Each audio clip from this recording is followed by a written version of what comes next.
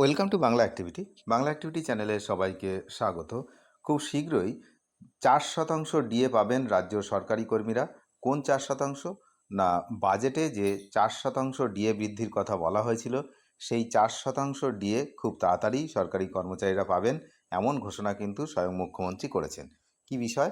না, সোনারপুরের একটা জনসভাতে, আপনারা জানেন নির্বাচনী প্রচার চলছে, তো সেই জনসভা থেকে গতকাল অর্থাৎ শনিবার এই ডিএ সংক্রান্ত একটা অত্যন্ত তাৎপর্যপূর্ণ যে বক্তব্য তিনি কিন্তু পেশ করেন।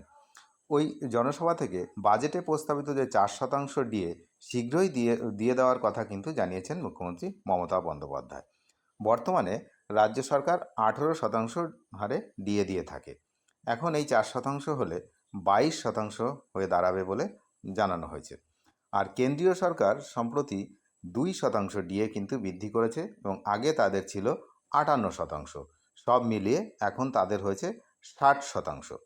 তো সুপ্রিম কোর্টে যে বকেয়া ডিএ মামলা, সেই মামলার কিন্তু শুনানি গত 15 তারিখে 15 এপ্রিল হয়েছে, আপনারা জানেন। আবার পরবর্তী শুনানি রয়েছে 6ই মে।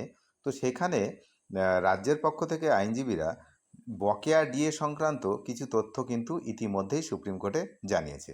যে বকেয়া ডিএর কত টাকা, প্রায় 6,000 কোটি টাকা এই বকেয়া ডিএ বাবদ কিন্তু সরকার পেমেন্ট করে দিয়েছে, এমনটা কিন্তু সুপ্রিম কোর্টে জানিয়েছে হচ্ছে রাজ্য সরকারের আইনজীবী। কিন্তু বাস্তবে আমরা যেটা দেখলাম যে বেশিরভাগ কর্মচারী তারা কিন্তু বলছেন যে তাদের যে প্রাপ্য টাকা, সেই টাকা কিন্তু পুরোপুরি তারা পাননি, যারা যারা পেয়েছেন আর কি। কিন্তু সিংহভাগ কর্মচারী, তার মধ্যে শিক্ষা দপ্তর রয়েছে, অন্যান্য গ্র্যান্ট ইন এইড যে সমস্ত ডিপার্টমেন্ট রয়েছে, সেই সমস্ত ডিপার্টমেন্টের কর্মচারীরা কিন্তু বকেয়ার একটাও কানাকড়ি এখনও পর্যন্ত পায়নি।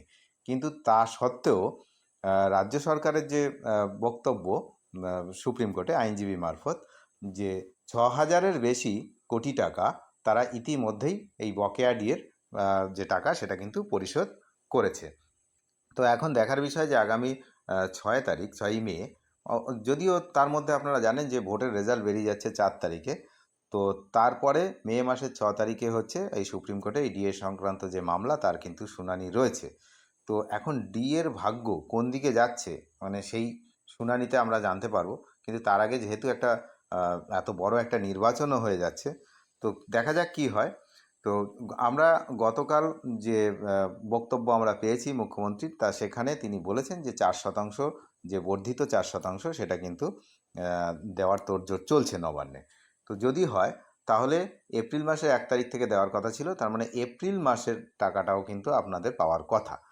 যদিও এপ্রিল মাসের যে বেতন, সেই বেতনের হিসেব কিন্তু ইতিমধ্যেই চলে গেছে, সুতরাং এই হিসেবের সঙ্গে ওই 4% ডিএ জোড়াটা কিন্তু খুবই মানে হওয়ার কোনো চান্সই নেই।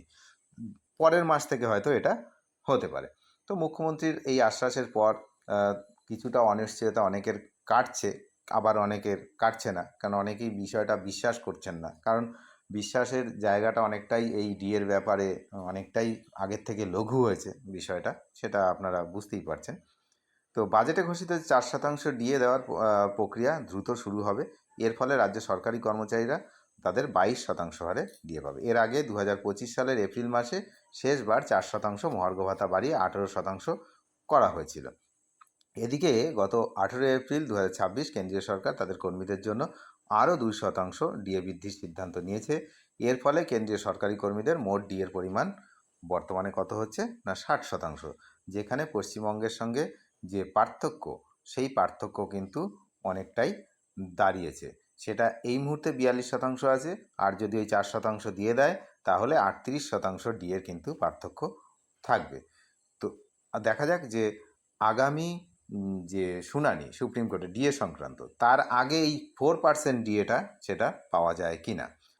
এই বর্ধিত 4% ডিএ কার্যকর হওয়ার পর কর্মীদের বেতন কাঠামোর বেশ কিছু পরিবর্তন আসবে।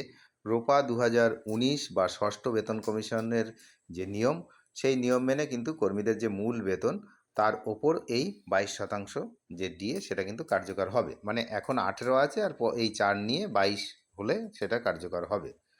তো সেই হিসেবে যদি কারোর আহ, আহ, যে বেসিকটা থাকবে, সেই বেসিকের উপরে কিন্তু তার এই 4% বৃদ্ধি হবে, তারপরে কিছুটা অতিরিক্ত টাকা তিনি পাবেন। পেনশনভোগীরাও তাদের মূল যে পেনশন তার উপরেও এই বর্ধিত সুবিধা কিন্তু পেয়ে যাবেন। এই হলো বিষয়। ডিএর পাশাপাশি এদিন মুখ্যমন্ত্রী আরও অনেক কিছুই বলেছেন। এই সমস্ত অন্য যে ভাতাগুলো রয়েছে সেই সব তো সবসময় সমস্ত প্রচারেই বলেন, তো এদিনও তেমন বলেছেন, কিন্তু আমাদের সেই বিষয়টা নয়, আমাদের মেন ফোকাস রয়েছে ডিএর বিষয়টা। তো বকেয়া ডিএ প্লাস বর্ধিত ডিএ সেইগুলো আমরা কখন পাচ্ছি বা কিভাবে পাবো, না মামলা কোন দিকে যাচ্ছে, আমরা সেদিকে নজর রাখবো। আর অন্য প্রকল্প নিয়ে আমাদের কোনো মাথা ব্যথা এই মুহূর্তে নেই। অনেক ধন্যবাদ শেষ পর্যন্ত দেখার জন্য।